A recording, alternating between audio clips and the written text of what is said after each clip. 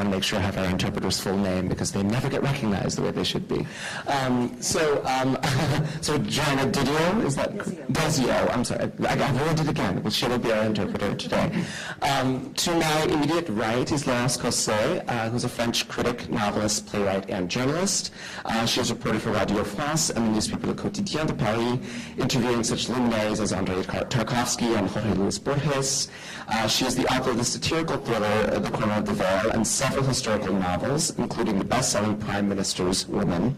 A Novel Bookstore is her 9th novel and is just out now from Europa Editions here in the States.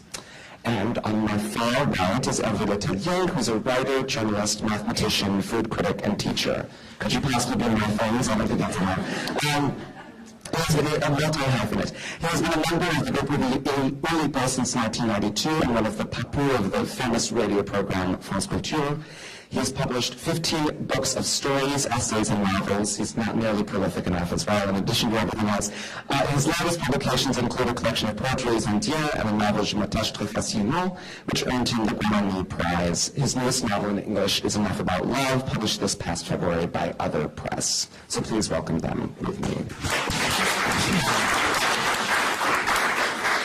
The thing that struck me the most in looking at your work and thinking about the two of you was that actually a Novel Bookstore is very fitting for Ulipo because there's this very tightly knit, tightly woven group of people who are choosing specific books and really deciding what books make up the canon of literature, and how we think about that and how we define it and how we think about groups of people like that. So I was actually wondering, Laurence, if you could talk maybe about how that idea came to you, and if it was something that you felt was particularly French, that people discuss books that way and that culture is there, and I just thought maybe both of you could talk about that, the idea of how you think about the canon and how you think about your favorite books. I'm sorry, I'm going to speak in French. On m'a posé cette question, d'où l'idée vous est-elle venue? En fait, ce n'était pas une idée, c'était un projet personnel. First of all, that this idea that this is an idea that came to me over time, and I would like to say that it's less an idea than it is a personal project. Ce roman, c'est le roman d'une librairie utopique ou idéale, c'est-à-dire une librairie dans laquelle il n'y a que des romans, lesquels sont tous des chefs-d'œuvre. And so my novel is a novel of a bookstore, but this bookstore isn't just a bookstore. It's a bookstore which exclusively has novels as it's in there, and also only has masterpieces. Et quand je dis que c'était un projet, c'est parce que depuis 20 ans, je me dis j'aimerais ouvrir à Paris une librairie dans laquelle il n'y aurait que des romans, parce que le roman m'intéresse fondamentalement, et avec une sélection parfaite, telle qu'on pourrait rentrer dans la librairie, prendre n'importe quel livre au hasard et en ressortir heureux. When I say it's a project, what I mean is that actually one of my fantasies was that I would myself open a bookstore. There would only be novels there. The selection would be absolutely perfect, and anybody could come in and pick up any old book and go out deliriously happy. Je vois que ça vous fait rire, mais pour moi c'était un projet très sérieux qui est venu bien sûr du fait que j'aime les librairies du type que j'aime sont de plus en plus rares dans le pays qui est le mien, la France. Je pense que c'est la même chose ici. Les vraies librairies merveilleuses où on ne cherche pas à vous vendre un livre mais à vous faire lire un texte, ces librairies-là sont en train de disparaître. I see that my comments made you laugh, but actually, in my mind, it was something very serious. And it came from this idea that in France, and I suppose also in the United States, my kind of fantasy bookstore is something that is more and more rare. In other words, a really marvelous bookstore where people are not always looking to sell you something, but rather to let you enjoy the atmosphere, etc. Et puis, à force de penser à cette librairie et de ne pas l'ouvrir, je me suis dit, au moins, peut-être je pourrais écrire son histoire. And since time went on, and as it happens, I did not open that ideal bookstore, I thought maybe I better write a novel about it. I'm actually going to just speak loudly enough, I'm not but I was wondering, I mean, is that, do you, when you're, for example, when you're with Oulipo and you're talking with your fellow writers, is that something you discuss? Do you have kind of books that you agree upon or don't agree upon? Is that something you discuss a great deal, the state of things? The group exists for 50 years, which means we never have very big arguments. And sometimes there are books we agree on and there are books we don't agree on. But it's an important issue, for example, when we choose to include someone in Oulipo, the fact that we like his books or not. And we had a discussion very recently about a writer who is I won't give his name because he's still under discussion, but he's an Argentine, Oulipo is international. So he's Argentinian, and I like all of his books, but some of his books are not liked by some members, so we're trying to convince them that maybe even some books of Oulipo members are not liked by other Oulipo members, but it's not so important. The important thing is that there is something interesting for someone. And there's always this idea, as you mentioned, which is, what is a masterpiece? Everybody has his own masterpiece. Maybe I wouldn't include the same books in my bookshop as Laurence would. And of course, there's always this question, which is that a masterpiece belongs to a certain epoch, a certain moment of time. And I always think of this novel of Borges, which is Pierre Ménard, who, with Pierre Ménard rewriting the Quixote of Cervantes and criticizing, because it's criticizing the new version of Pierre Ménard, which is obviously exactly the same, because Pierre Ménard is copying again Cervantes word by word, and the critic of Borges said it was extraordinary when he takes an example for a sentence, for example. He says, well, this sentence by Cervantes is extraordinary. It's a masterpiece in this, at the moment when it's written in the 17th, but now being written in the 20th, it has no meaning at all because there's been in between the 18th and the 19th century. So it's not a masterpiece at all. It's really stupid and non-clever at all. So the masterpieces are sometimes difficult to place in a moment of time. And because when you take new members, it has to be unanimous, correct? Yes. So there's two conditions. It has to be unanimous, and the person must ask to join the Oulipo. Oh. Never. So everybody knows. Okay. Never ask. But how is that? I mean, so are you allowed to tell us at all how that process works? Does it occur over? What's the period of time in which you discuss somebody like that? 4 years. Oh, wow. So well, Oulipo is 50 years old, so we can take 4 years to discuss someone. Right. It's okay. Sometimes people die. Yeah.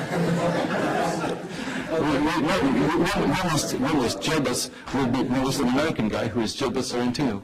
Oh, yes. He died of cancer 2 years ago, and he was an extraordinary writer for Oulipo. I mean, maybe people don't like what he does, but for Oulipo, he was wonderful. For both of you, I mean, Laurence, do you have, because obviously in this choosing of books, as it were, you're not ignoring contemporary authors. When it comes to contemporary literature and reading, how do you go about deciding what is going to be on your bedside table to be reading? Obviously, there's a variety of factors there, but is there a particular habit you have in terms of how you go about reading contemporary books and how they come to you? Avez-vous une sorte de méthode en choisissant des livres contemporains? Comment savez-vous que quelque chose, par exemple, va être sur votre chevet?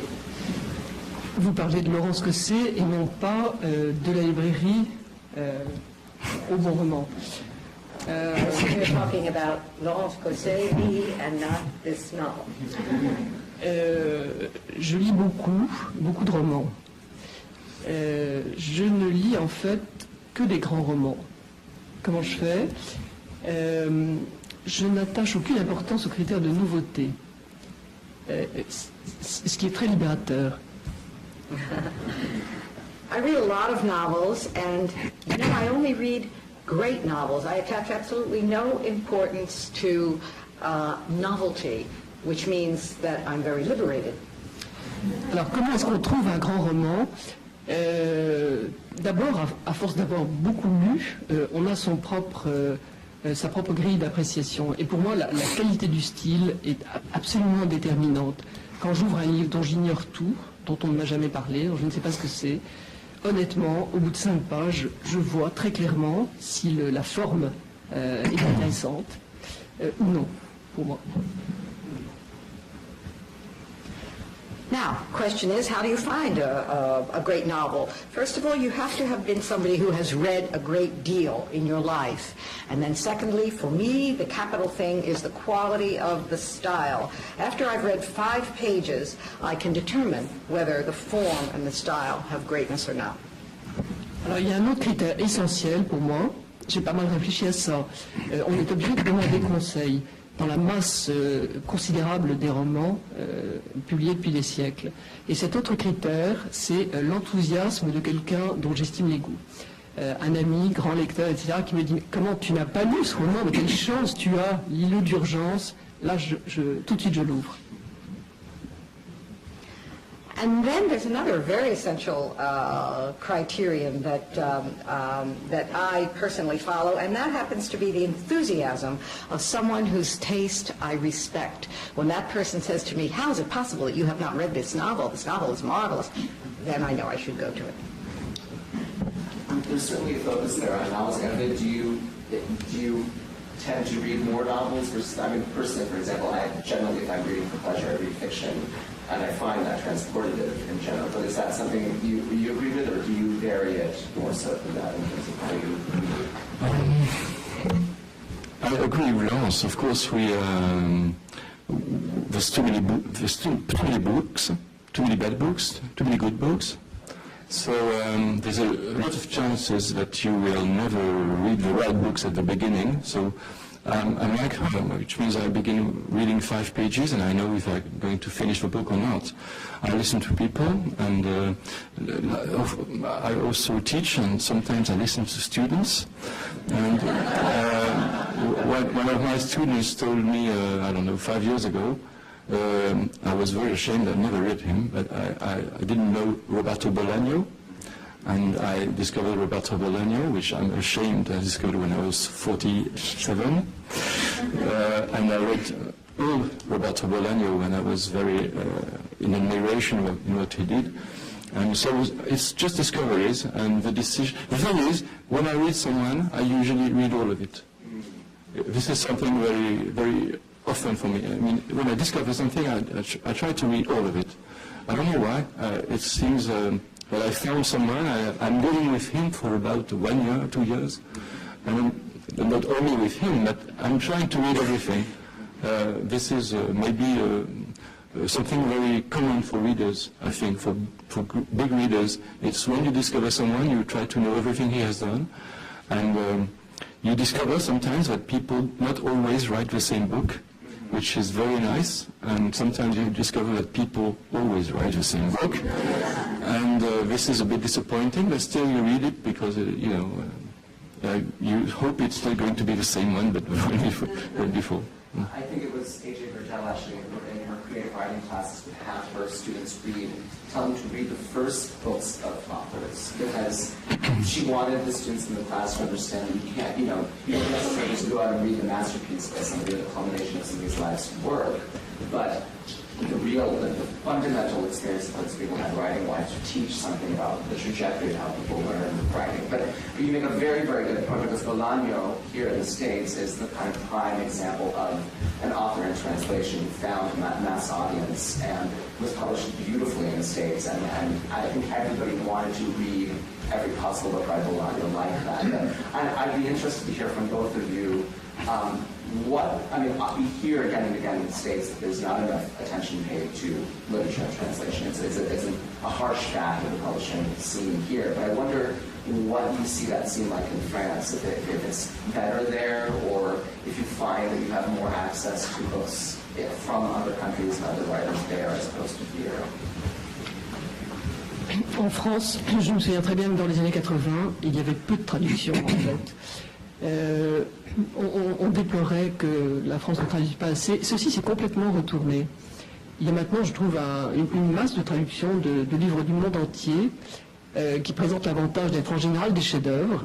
Autrement dit, vous voyez, ce souci de faire lire les grands livres, je ne suis pas la seule à le partager. Et je crois maintenant qu'on peut prendre un peu au hasard un livre traduit en France. Peut-être que c'est là la librairie idéale. In France during the 1980s, there were few books in translation, and many of us deplored that situation. Now there's been a 180-degree turn in the sense that there are a great number of books in translation. Our concern had been that the French didn't get to read great works that were from other cultures. I think that's no longer the case.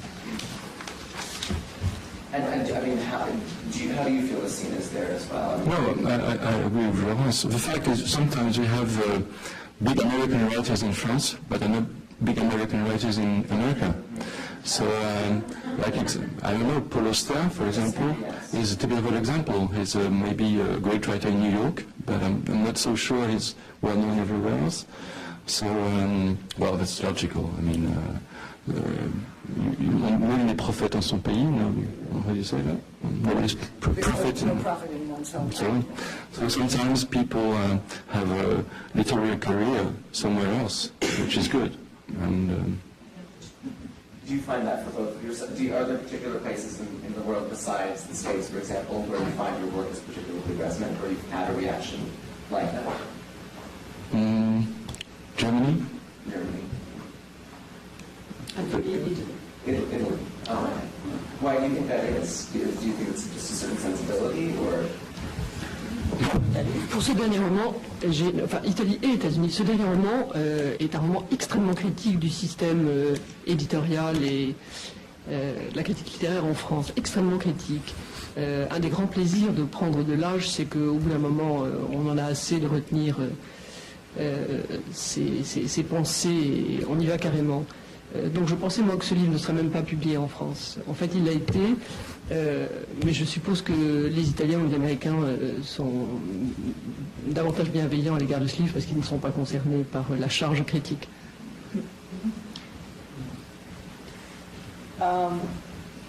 For the last book, I would say yes, the countries for me would be Italy, but also the United States. I think that in France the writers are often very, very critical of the editorial situation and of the kind of critiques that are leveled against authors. It's very nice to know that without that middleman, let's say, of the critic, that you can go directly to your author, that your reader can go directly to your thoughts, and it gives us a break. And in Germany, is there? I have no idea. Well, the fact is, when you get translated, Laurence was talking about style. There's a part of the style which is linked to music, and this music disappears. Except when you go from a Roman language to another Roman language, you have some chances to keep some part of the music. If you go to an Anglo-Saxon or German or Spanish, Japanese, not Spanish, but Japanese, Chinese, of course everything disappears. I mean, it's a total destruction. And what stays of the book? It's difficult to say, because a book for me, and I think for Laurence, is not only the story of a book, it's an arrangement of words which is clearly organized, and sometimes you argue for hours where you're going to put the comma, and the comma disappears in some languages or is moved away, or for example in German, in France or in every Latin country, when someone is speaking, you can cut him. You can say stop because you know what is at the end of his sentence. If you speak with a German guy, you have to end at the end of his sentence because you don't know what he means before the verb arrives. And of course, this builds to very different sentences, very different organization of a sentence. So it's hard to know what what makes a success in a certain country. Maybe it's the wit, the talent of a translator, of course. Sometimes you have no idea what the Germans say even after they finish those sentences. It's worse in Japanese. Cette question de la traduction est absolument passionnante et quelquefois il y a des miracles. Les Allemands qui parlent bien le français disent que Goethe est bien meilleur en français qu'en allemand. Dostoevsky is supposed to be better in English.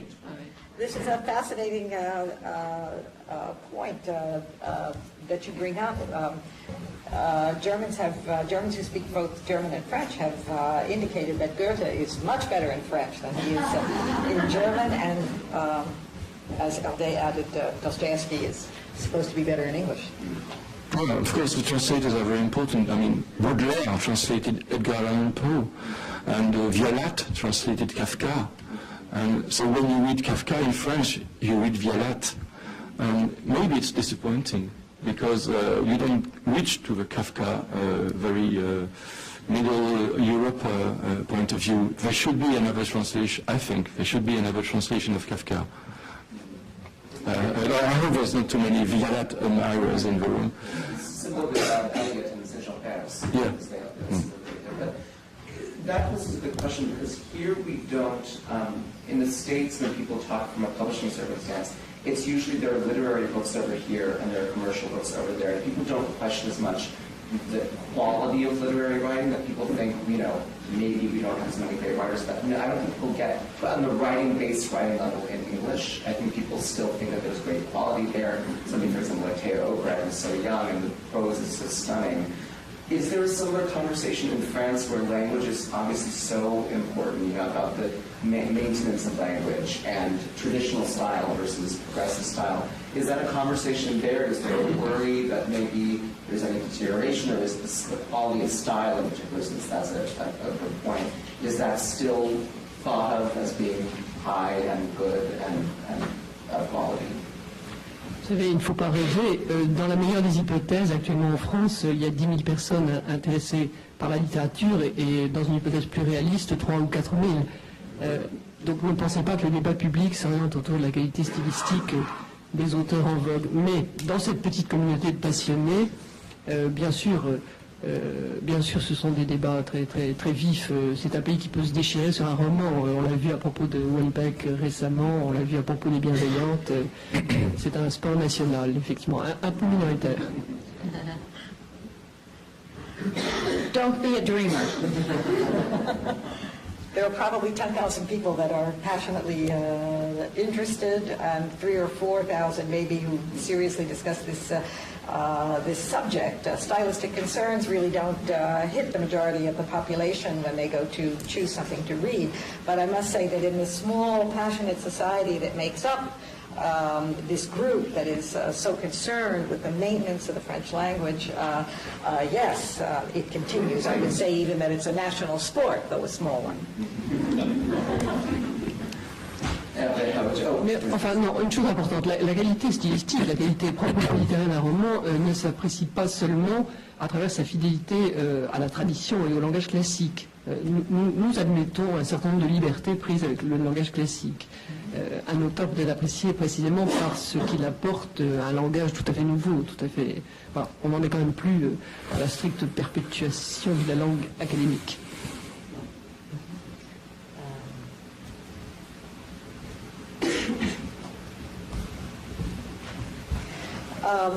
With one caveat, perhaps, that we, within this national sport, we're not really talking about being absolutely faithful to classical language. We admit freedom to style. In other words, you don't have to imitate a classical style. That's not necessary. New language is welcome. What we are not looking for is it just simply a perpetuation of the old language. What do you make of that? Because I know, for example, when you're working with Poe, there's this whole thing of being kind of sans contrainte, you know, working kind of sui generis, and I mean, does that discussion happen as well? Do you see? Continuing what Laurence was saying, I'm a very big admirer of Queneau, and Roman Queneau was someone who really revitalized the French language. Of course, there was Céline before, and there were other writers, but Aragon, even the cloche de Bar, is a very new style. So I'm not an admirer of the formalism of the 19th century, but at the same time, I'm not as pessimistic. I wouldn't take these figures of 3,000 and 10,000. I know that if one of my books was being bought by 100 million people, I thought there would be a quiproquo, something I must have been misunderstood. I don't know where I get all these rumors from, but it's a good thing. Keep on buying it, but it's a quiproquo. It's exactly the same situation with Canons. When Canons sold his book Zazie dans le métro, he sold it for 600,000 or something like that. It was nothing to do with the logic of Canons' writing, which was very new, etc. So, yes, it's true that France is a country where you can fight on a novel, and France can be divided in two. It's not a very important issue, but it occupies the media sometimes for a while. Somewhat of a gimmicky question, but I was wondering if you named one contemporary French author, one contemporary American author who you admire, who's likely underrepresented, who those people would be, if you really thought about it, people that you think should be championed more, both there and here. Si vous allez choisir, vous, un auteur contemporain, si aux États-Unis ou ailleurs, en France, qui est sous-représenté à votre avis, qui est-ce que ce serait? Si en fait vous avez... You say me and I say you.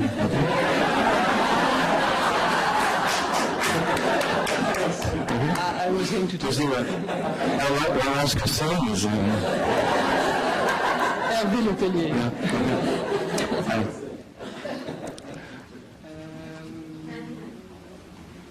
L'auteur américain que je trouve extraordinairement supérieur, c'est malheureusement, heureusement, il n'est pas méconnu, c'est Cormac McCarthy. Donc, je crois que je n'ai jamais lu d'auteur américain peu connu. Je ne connais que des auteurs américains très connus. Et celui-ci, je le mets au-dessus de tous les auteurs vivants. The American author whom I would choose is not unknown, and that's Cormac McCarthy. I know a number of fine American writers. I would put him above everybody. It's the same for me. I mean, he's very famous, so I would say Fred Chappell. I like Fred Chappell a lot. And I also like the guy who wrote Vox, Nicholson Baker. I'm a fan of Nicholson Baker. So, but I think he's famous, so I'm sorry, I can't do anything for his reputation. He's already very known, so... Nicholson Baker's next book is very, very adventurous and incredibly sexual, just so you know. It's going to be quite a departure for him. So it might make him even more famous now than he was before. Well, at this point, I'd actually like to open it up for questions if people have them. Please do not be shy. And there's no, I should say there's no stupid question. So, does somebody have one for the audience? Yeah, I'm just wondering, who's an up-and-coming female author or re-emerging or emerging author in France? Y a-t-il une jeune femme écrivain, enfin quelqu'un qui peut-être vient de paraître sur la scène, qui commence à être connu, une femme? Il y en a, mais je ne vois que des noms d'écrivains que je n'estime pas, donc ça m'ennuie de parler. Comment? Il y en a qui sont des stars, mais je trouve leur œuvre peu intéressante, donc ça m'ennuie d'en parler. Okay. There are a few stars, but I find that their work is completely uninteresting, and so it would annoy me to even speak of them. Je préférerais vous parler d'auteurs qui n'émergent pas du tout et qui sont excellents. D'ailleurs, c'était la question précédente. En France, par exemple, je trouve que Raphaël Biédou il est un grand artiste. Je ne sais pas si elle est traduite et connue ici. Ce nom merveilleux, Biédou, est déjà un bon début. Dès son premier jour, elle partait très bien. On the other hand, somebody that I would mention to you that I think is not adequately appreciated in France is Raphaël Billedou, who is someone that should be appreciated, that Billetdous. Any women that come to mind? No, I was thinking about it. No, nothing comes to my mind actually. Raphaël Billedou is of course a good answer. I don't think she's very famous here. Is she translated? Okay. She is? She is? Good? Good. There's a member of Oulipo, who is Michel Grandgros. She's a poetess. She's a great poet. And she's a very, very, very great poetess. And there's one of her books, which I regret is not translated in, I think, in English. It's Geste at POL. It's, I don't know, something like 1,000 little situations in the world. It's always, in French, 11 syllables, 5 syllables, 5 syllables. And you can't see it if you're not told that it's organized like this. It's just a music. And of course, the question of the translation brings the questions of the respect of the rule, because if you lose the rule, you lose part of the music of the thing. But of course, it's possible. There's no rhyme, so respecting the rhythm is much easier. So I was thinking about her. It's a good thing that we're in publishing. Yes. In the sort of disappearing of borders today, from this city to Kennedy Airport to Charles everywhere, all the cultures that are coming together. We find in France, in the ex-colonies, that there are being authors being recognized, or in schools that are being taught patient or something cinnamon or any of them as on the same fingers, who are back. Yes, and I told everybody else that they have the common language of English, but the experiences is common. So the question is there a group of readers and is it being taught and accepted in France? La question exacte, c'est C'est-à-dire sur le langage. à mesure que les frontières disparaissent. Oui. Et maintenant, par exemple, qu'il y a beaucoup d'auteurs francophones qui ne parlent pas des Français, est-ce que ces gens-là sont Yes, we enseignés dans les are. écoles? Of course we are. Well, there is in France this special craziness about French language, which is called la francophonie. And there is the next Congress, in fact, is in Montreal for the 50th anniversary of the francophonie. So of course these writers, Maison and all the rest you can imagine, coming from Creole languages or coming from African languages, are celebrated in France, and of course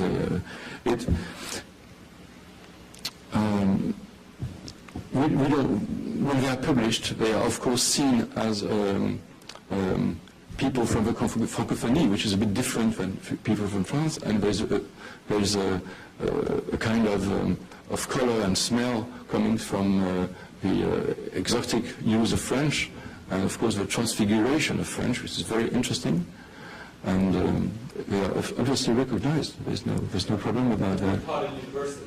Yes, they are. Of course they are. Of course they are. The problem in France is that in university the modern literature is very little taught. That's why it's not so much.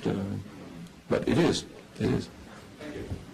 Et c'est vrai, il y a en France une séparation radicale et consternante entre l'université et l'édition.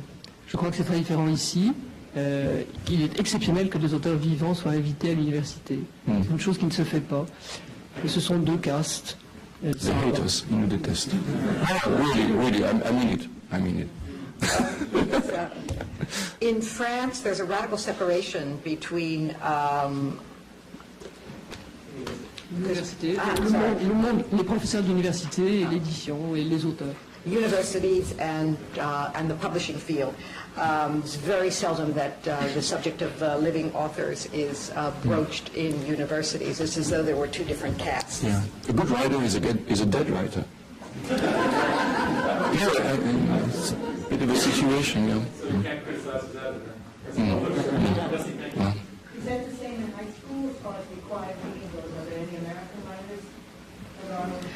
different. Par exemple, les lycées, est-ce que la même règle s'applique aux Non, lycées? un peu moins.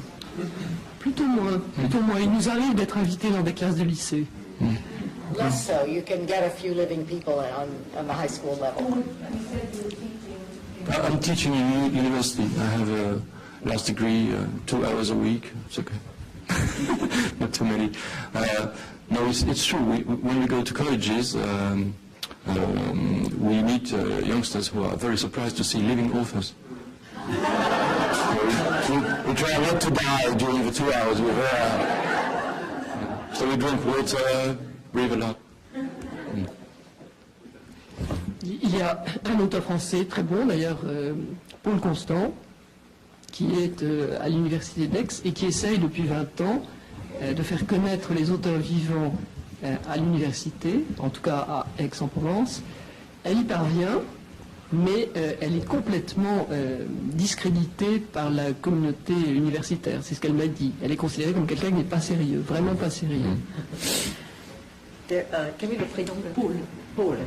There is one author in France who tries to, one university professor who tries to rectify this problem in France. Her name is Paul Constant, like constant, right? She's at the University of Aix-en-Provence, and for about 20 years now she has been trying to get living authors into the university canon. However, she has told me personally that she is considered completely discredited by university people as not serious. There's a good example which is very technical. When you are invited to university, you're supposed to be paid. They don't know how to pay you. Because you are an author and you don't go in any of their cases. Yeah, so they just say, I'm sorry, have you any organization or association we could pay? So they don't know what an author is. So it's difficult for them to invite us. They know what artists are. If you're a clown, you can go to university. They have a special formula to pay clowns, but they don't have for authors. Maybe one day. I had an author recently who was in a similar position who got an award, and when she contacted the committee said, well, actually, we don't have any funds to bring you out to accept the award, but we would love for you to accept the award. And then when the author finally pressed people more, the committee more, to see what the nature of the ceremony was, the person finally said, actually, it's a really horrible ceremony. You probably don't want to come. So nobody knows what the payoff is. They don't have to compensate them. Yes? I'm sorry, I'm the one asking all the questions. I'm usually shy. But I want to know, who makes those decisions? Aren't you authors who makes those decisions about not paying them, or there shouldn't be any live authors on the list? Well, I think that's a larger general thing. I mean, especially coming from both the publishing world and the writing world. I mean, the problem is that the commerce of publishing and the commerce of writing are compromised to make it like this. I think that there was actually a really great piece on Slate a few months ago that Chad Harbaugh, who's one of the editors at N+1, whose novel is coming out this summer, which is a big novel at Little Rams Publishing. He wrote about the kind of bisected culture here in the States, which is the literary culture sanctioned by New York, and then the MFA culture, which is the pedagogy, the teaching of writing.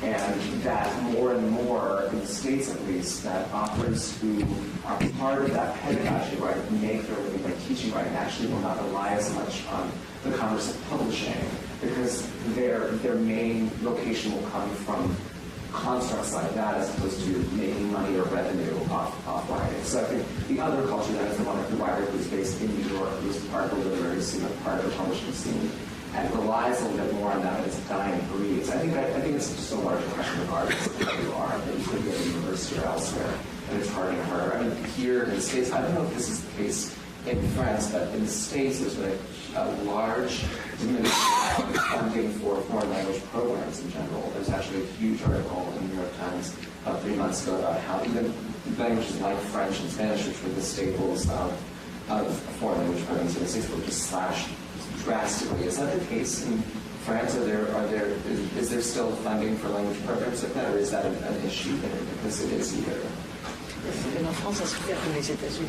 Well, there is a big fund for English, for example, of course, I mean, we are in a very different situation from America. I mean, the situation of French is different from the situation of English, which is a basic language now. So there is funds in France for languages, yes, and there are even funds in France for translations, a lot of funds for translations. I was giving a very black portrait of the situation of writers and the university, but there is also an association which organizes the travels of the Oulipo came in New York City 2 years ago, organized by NYU and Columbia and the New School, so it's rather easy for us to come. I'd just like to say that all of the French-related events at this World Voices Festival are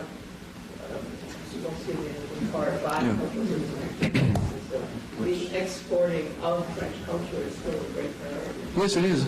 It is. Et de façon générale, les Français se mettent enfin aux langues étrangères. Il y a une énorme différence entre notre génération et la génération des jeunes gens qui parlent bien davantage et bien mieux les langues étrangères.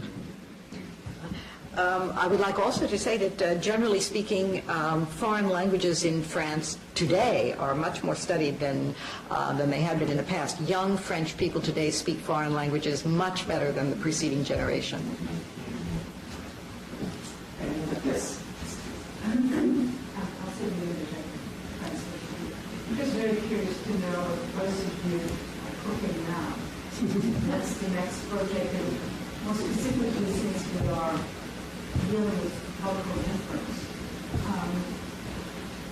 Do you feel that you're more and more influenced by what is happening in our literature as we are thinking about what is happening in France now?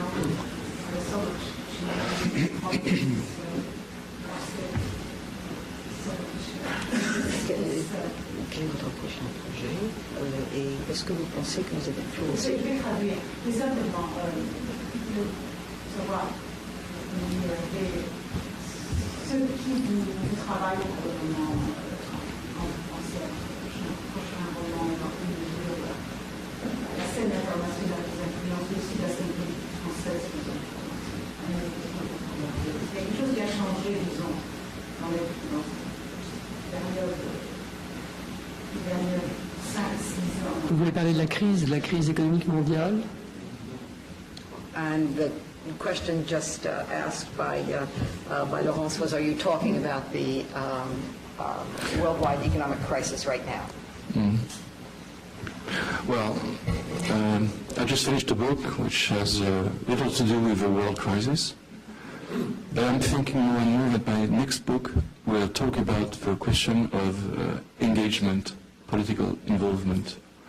And I've always been very involved politically, but I never saw the way of putting it in my books, as if I was too much involved individually to do something, politically in my books. So that's the first point. The other point that Judith mentions is the influence of literature. And I noticed that when I write books from somewhere. I mean, for example, my first novel that I wrote 20 years ago, I was thinking I was Calvino, Italo Calvino. So I wrote a book thinking I was Italian, and it helped me. I mean, I had no fright at all I wasn't afraid to write, because I was writing from something like I was writing from a mountain, which was Calvino, and it was so much easier. I didn't think I was writing my book. I was writing Calvino's book, something he never wrote. And of course it's not Calvino, but it's me. I try to be Calvino and only Hervé Le Tellier, but sometimes it's a good point of view for beginning books. And the last book I wrote, which is Electrical Double, which is going to be published in September, I think I was interested by Tabucchi's work. I've always been interested by Antonio Tabucchi, he's not a close friend, but we know each other.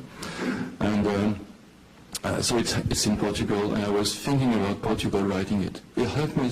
It's not a bad thing to be surrounded by countries with other languages, because you can use these positions to write. And it's interesting because it brings you to a language and to a position in your own language which is different. I notice that in my books there's always a part in a foreign language. I don't know why. Always. There's always a part of it. In my book here, I think there is some Arabic. I think there is some German. I don't know. It flows. It flows through me. It's necessary.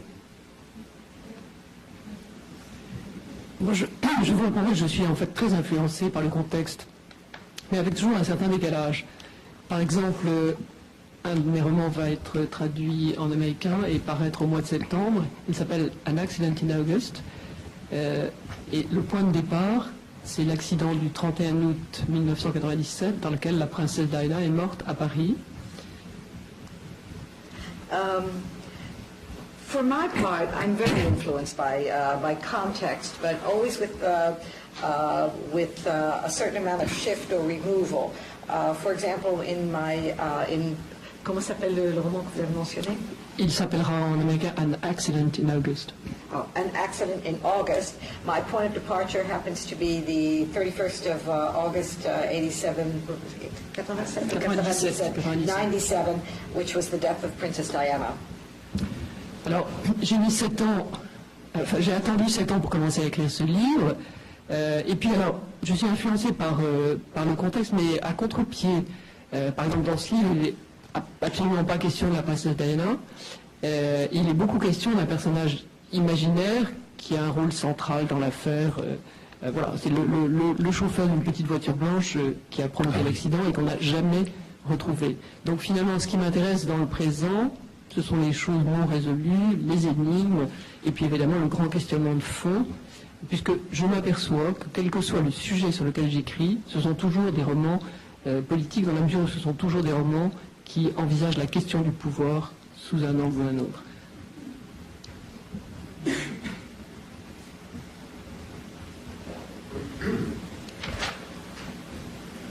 First of all, I waited 7 years before I started this novel, so I was influenced by the context, but for me the context always is, if you will, from a totally different, another point of view. My novel is about an imaginary character, the driver of a little white car involved in the accident, but which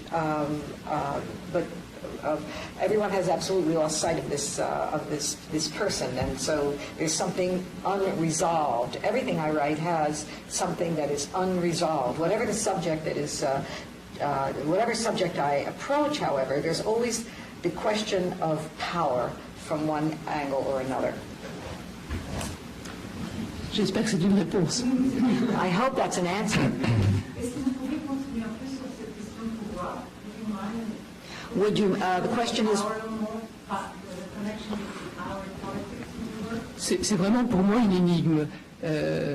J'ai refusé tous les pouvoirs, je n'exerce aucun pouvoir, je n'appartiens à aucune entreprise, et cependant, alors je me dis toujours, tiens, je vais écrire sur tel personnage, telle période, et quand je lis ce qui est fait, il s'agit toujours de considérer le pouvoir sous un angle ou un autre. Et même une fois, j'ai écrit un roman sur le passé. Je n'ai pas écrit plusieurs romans historiques, comme il a été dit, mais un seul. C'était sur un grand homme de pouvoir, et surtout sur sa femme, laquelle était une amoureuse passionnée, et c'est tout. Donc c'est sur cette énigme qui fait que les hommes sont si intéressés par le pouvoir, et les femmes si peu. Les femmes étant elles-mêmes tellement intéressées par les hommes, ou par l'amour.